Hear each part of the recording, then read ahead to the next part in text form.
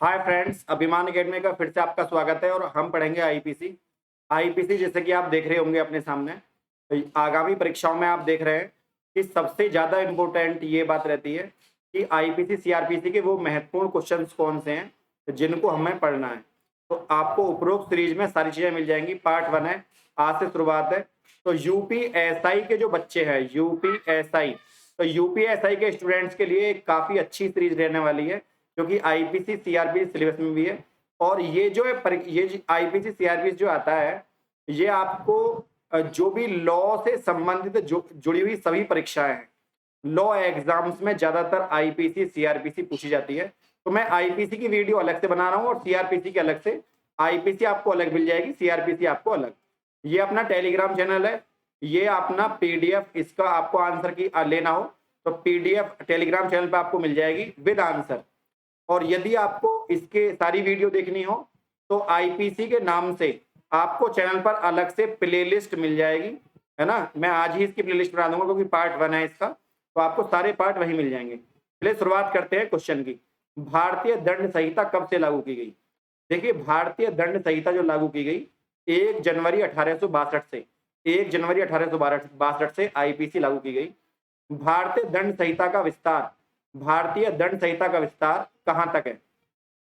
देखिए, आईपीसी का जो विस्तार है वो यूपी, राजस्थान, मध्य प्रदेश, तो ये घुमाने के लिए दिया है।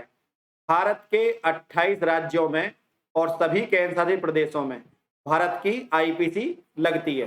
तो ये नहीं है कोई उपरोक्त किसी जिले में है, किस जिले में नहीं है, किस राज्य में है, किस राज्य में नहीं है, सभी में लगती है। अगला है, भारतीय दंड संहिता के रचयिता कौन थे? इंपोर्टेंट क्वेश्चन है कि भारतीय दंड संहिता के रचयिता थे लॉर्ड मैकाले। हालांकि मैकाले की शिक्षा नीति भी बड़ी फेमस रही, मैकाले शिक्षा नीति को भी लेकर आए। भारतीय दंड संहिता कहाँ लागू नहीं होती? देखिए, भारतीय दंड संहिता कहाँ लागू नहीं होती, ये यहाँ पर गलत हो जाएगा, जम्मू कश्मीर, क्योंकि जम्मू कश्मीर में भी अब लागू कर दी गई है 31 अक्टूबर सन 2019 से, ठीक है ना। तो यहाँ पर भी लागू है, तो यहाँ पर इसका आंसर होना चाहिए था, यहाँ पर इसकी जगह आप लिख लेना all of above, all of above, ठीक है। तो यहाँ पर सभी आंसर आ जाएंगे। अगला क्वेश्चन है, लॉर्ड मैकाले कहाँ के रहने वाले थे? लॉर्ड मैकाले कहाँ के रहने वाले थे, ये पूछा गया है। तो देखिए, लॉर्ड मैकाले जो थे वो ब्रिटेन के रहने वाले थे, और आपको पता भी होगा कि अंग्रेजों का राज चला था उस समय भारत में। अपराध की परिभाषा करने वालों में से कौन सा एक नहीं है? देखिए, अपराध की जो परिभाषा दी है वो कैनी ने दी है, स्टीफेन ने दी है, ब्लैक स्टर ने दी है। अंबेडकर तो फॉर्मेट कमेटी के वो थे, चीफ, है ना। तो जो हमारी प्रारूप समिति थी उसके अध्यक्ष थे अंबेडकर, डॉक्टर भीमराव अंबेडकर। अपराध की परिभाषा की बात चल रही है, इन तीनों ने दी, अंबेडकर जी ने उसको हमारे भारतीय संवैधानिक स्रोत में शामिल किया है। अगला क्वेश्चन है, अपराध की परिभाषा भारतीय दंड संहिता की किस धारा में? देखिए, अपराध की जो परिभाषा है वो है धारा 40 में। धारा 40 में अपराध की परिभाषा है। अपराध के आवश्यक तत्व कौन से हैं? अपराध के आवश्यक तत्व, कार्य या कार्य का लोभ, दुराशय, क्षति या सभी। देखिए, अपराध क्या है? अगर आप कोई कार्य करें और, है ना, और कोई आप कोई काम आपको दिया गया, आप वो नहीं कर रहे, तो भी अपराध है। दुराशय, दुराशय का मतलब है गलत आशय से किया गया कार्य, किसी को क्षति पहुंचाना, ये सब अपराध की श्रेणी में आते हैं। आंसर है उपरोक्त सभी, उपरोक्त सभी, ठीक है ना। यहाँ पर आंसर हो जाएगा उपरोक्त सभी। अगला क्वेश्चन है, कठोर दायित्व का सिद्धांत से आप क्या समझते हैं?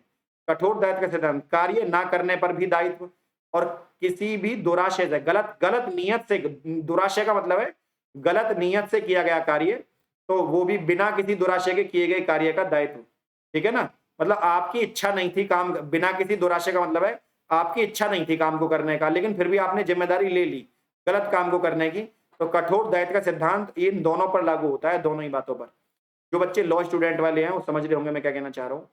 अगला क्वेश्चन है, यदि इटली का रहने वाला व्यक्ति भारत में चोरी का दोषी पाया जाता है तो उस पर मुकदमा कहाँ चलेगा? मेरे भाई, ये भारत है, भारत की सीमा में कहीं भी चोरी करोगे तो भारत में ही उसके ऊपर केस चलेगा, ऐसा हमारा टाई अप है और ऐसे हमारा कानून है। ये क्वेश्चन प्रश्न 11 यहाँ पर 2 बार छप गया है, आपको इसको एक बार ही पढ़ना है। धारा 2 भारतीय दंड संहिता के तहत यदि कोई व्यक्ति भारत के अंदर अपराध करता है और ब्रिटेन चला जाता है तो उस पर मुकदमा कहाँ चलेगा? तो भारत में चलेगा। जैसे कि आपको पता है नीरव मोदी भाग गया, तो उसको प्रत्यार्पण करने की संधि हमारी ब्रिटेन के साथ है, उसको वापस करेगा।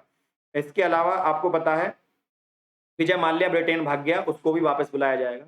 ऑस्ट्रेलिया में बैठे व्यक्ति द्वारा भारत में कंप्यूटर साधन को लक्ष्य बनाकर अपराध किया जाता है तो वह किस संहिता में दंडनीय होगा? देखिए इसको बोलते हैं साइबर क्राइम। साइबर क्राइम भारतीय दंड संहिता आईपीसी के थ्रू अंडर में आती है। आप कोई भी क्राइम क्राइम करें भारत में, चाहे देखिए अगला क्वेश्चन है पुरुष और स्त्री की परिभाषा कौन सी धारा में है? तो पुरुष और स्त्री की परिभाषा है, ये स्त्री ई की मात्रा इधर से लगेगी इसमें, तो यहाँ पर ये है धारा 9। अगला क्वेश्चन है सरकार का सेवक। माफ करना, ऊपर वाले में स्त्री की मात्रा 2 लग गई थी, बाकी सब सही है। सरकार का सेवक है, सरकार का जो सेवक है, सरकार द्वारा नियोजित सेवक, सरकार द्वारा नियुक्त हर ऑफिसर, है ना। और देखिए सरकार का सेवक कौन है? कोई भी आदमी जो सरकारी नौकरी कर रहा है वो सरकार का नौकर है, और वह या यूं कह लो सरकार का सेवक है। सेवा करने, सेवा भाव से जो भी सरकारी नौकरी में आया है वो सरकार का सेवक है। तो सरकार द्वारा नियोजित, मतलब सरकारी नौकरी मिली है, और सरकार द्वारा नियुक्त कोई है ना, किसी को बना दिया गया है तो वो भी इंचार्ज, चाहे प्राइवेट ही क्यों ना हो। अगला क्वेश्चन है भारत की सेना, नौसेना, वायुसेना को, भारत की सेना में नौसेना वायुसेना का हर आयुक्त ऑफिसर लोक सेवक है, पब्लिक सर्वेंट है। भारतीय दंड संहिता की किस धारा में ये बात लिख रही है? धारा 21 में। ठीक है, भारत में काम करने वाला हर आदमी जो है। अगला है कौन सा लोक सेवक नहीं है? देखिए ये है ऑफिसर लिख रहा है यहाँ पे, ऑफिसर है, समापक है, काम करने वाला, पंचायत का सदस्य, पंचायत में है, मंदिर का महंत नहीं है, वो प्राइवेट आदमी है, तो ये लोक सेवक में नहीं आता है, ये धार्मिक कार्य जुड़ा हुआ आदमी है। नगर पालिका आयुक्त लोक सेवक है। देखिए जो चेयरमैन होता है नगर पालिका का, वो पब्लिक सर्वेंट है एक तरीके से, तो इसको उत्तर है हाँ, उसकी जिम्मेदारियां हैं कि वो नगर पालिका के अंडर आने वाली अपनी जिम्मेदारियों को बखूबी निभाए। अगला क्वेश्चन है महाराष्ट्र सरकारी समिति का अध्यक्ष क्या लोग, जो महाराष्ट्र में मेयर चुने जाते हैं तो वो मेयर, देखिए मेयर एक पब्लिक चेयर है, तो पब्लिक चेयर है, लेकिन इसका अध्यक्ष क्या लोक सेवक है? तो एक समिति का अध्यक्ष है, खाली होता महाराष्ट्र सरकारी समितियों का अध्यक्ष, या कोई सरकार द्वारा रिक्रूट होता, मतलब सरकार उसका चुनाव करती, सरकार, है ना। तो मेयर वहां पर 2 तरह के होते हैं, एक तो होता है वहां पर मेयर, एक होता है चेयरमैन, है ना। तो जो चेयरमैन होता है, चेयरमैन वो तो होता है MCD, है ना, बॉम्बे मुंबई कॉर्पोरेशन डेवलपमेंट, तो है ना।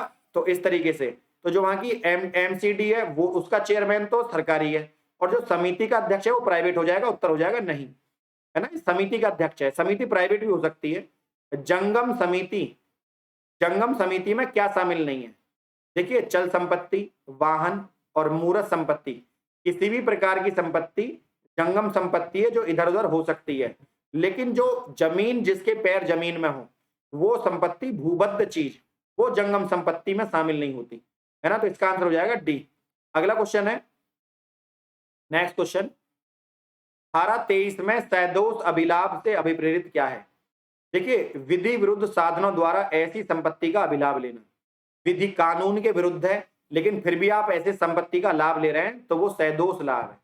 अगला है जिसका वैध रूप से हकदार अभिलाभ प्राप्त करने वाला ना हो, मतलब हकदार तो कोई और है और मजा ले रहा है कोई और, तो वो सैदोष अभिलाभ ले रहा है, उसका उस पर दोष मढ़ेगा इस चीज का, धारा 23 लगेगी उसके ऊपर। यहाँ दोनों ही उत्तर सही हो जाएंगे। अगला क्वेश्चन है सैदोष अभिलाभ और सदोष हानि का वर्णन किसमें है ना। आपका हक नहीं बनता लेकिन फिर भी आप लाभ ले रहे हैं और आप हानि भी पहुंचा रहे हैं, धारा 23 में लिख रही है ये बात, धारा 23 में लिख रही है। धारा 24 में बेईमानी का मतलब क्या है? देखिए बेईमानी का मतलब है ताशय कार्य करने से, ऐसा कोई कार्य जो दंड के आईपीसी में आ रहा हो, एक व्यक्ति का लाभ हो, एक व्यक्ति केवल अपने लाभ के बारे में सोच रहा हो और दूसरे व्यक्ति को हानि हो जाए, तो ये बेईमानी है। मान लो आपने किसी से 10 रुपए लिए और उससे वापस नहीं दिए, तो इसको तो लाभ हो गया, इसको हानि हो गई, बेईमानी कर ली ना आपने। आप देखो जब बेईमानी होगी जब तक किसी दूसरे का पैसे पर आप अपना हक जताओगे। कपट पूर्वक परिभाषा आईपीसी की, देखिए कपट जो है वो 25 में है, कपट किसमें 25 में, धारा 25 में कपट की परिभाषा दी हुई है। अगला क्वेश्चन है धारा 27 में पत्नी लिपित या सेवक के कब्जे की संपत्ति उस व्यक्ति की मानी जाएगी जिसकी वो पत्नी है, उसकी संपत्ति होगी, जिसका सेवक है उसकी, और ये लिपित नहीं है लिपिक है, लिपिक मतलब क्लर्क, और जिस विभाग का वो क्लर्क है उसकी संपत्ति उसकी मानी जाएगी। मतलब पत्नी की संपत्ति है तो पत्नी की संपत्ति है, जिसकी पत्नी है तो जिसके कब्जे में संपत्ति है उसी की मानी जाएगी। कूटकरण के लिए क्या आवश्यक है? देखिए, दो चीजें दिखनी चाहिए। सास है, प्रवंचना होनी चाहिए। आपने योजना बनाई है लूटने की, प्रवंचना को जानता भी हो, आप जो षड्यंत्र कर रहे हैं उसको आप जानते हो, तो ये तीनों चीजें जब हो गई तो हूबहू नकल, है ना। तो ये कह रहे हैं कूटकरण क्या है, तो हूबहू नकल आपने कर ली तो आप समझ लीजिए मतलब आपने चोरी ना करके चोरी की कॉपी मार दी, तो ये इसमें आ गया। अगला क्वेश्चन है, दस्तावेज किसमें आता है? बैंक पर दिया गया चेक या मुख्तारनामा या मानचित्र। देखिए, दस्तावेज में बैंक के मानचित्र और मुख्तारनामा सब चीजें आती है, यहां पर आंसर हो जाएगा डी। अगला क्वेश्चन है, इलेक्ट्रॉनिक अभिलेख। देखिए, जो डिजिटल वो होती है letter writing, digital letter writing जाती है धारा 29 में, 29 के कै में, आईपीसी की धारा 29 के कै में, ये तो आपको याद करने पड़ेंगे। मूल्यवान प्रतिभूति में आते हैं। देखिए, मूल्यवान प्रतिभूति है दस्तावेज या जिससे विधिक अधिकार बने बिगड़े, मतलब कोई भी ऐसी चीज जिससे आपके अधिकार से आपको अधिकार से वंचित कर दिया। मान लीजिए आपकी 1 करोड़ रुपए की चीज थी, पहले इस पर अधिकार था, अब नहीं है, तो वो आपके लिए मूल्यवान प्रतिभूति है। हो सकता है किसी के लिए 10 रुपए की भी काफी मूल्य हो। मूल्यवान प्रतिभूति की व्याख्या क्या है? किसी के लिए कोई मूल्यवान प्रतिभूति क्या है, इस बात धारा 30 में लिख रही है। अगला क्वेश्चन है, धारा 34 में भारतीय दंड संहिता का आवश्यक तत्व कौन सा नहीं है? देखिए, धारा 34 में भारतीय दंड संहिता का आवश्यक तत्व कौन सा नहीं है? कोई व्यक्ति हो तो वो तो आवश्यक है, योजनाबद्ध प्लानिंग कर रहे हो काम करने की, ये भी सही है, और सामान्य आशय आग्रहण से हो, ये भी सही है। अप्रत्यक्ष कार्य हो, इनडायरेक्टली रूप से आपका हाथ है पर आप चोरी करने नहीं गए, पर आपने बता दिया कि वहां जाकर मकान में चोरी कर लो, तो ये भी आईपीसी की धारा 34 में आएगा। फ्रेंड, आज की 30 क्वेश्चन की सीरीज यहीं शुरू होती है। यदि वीडियो आपको अच्छी लगी तो वीडियो को लाइक शेयर, चैनल को सब्सक्राइब करना ना भूलें। आज के लिए इतना ही। जय हिंद, जय भारत।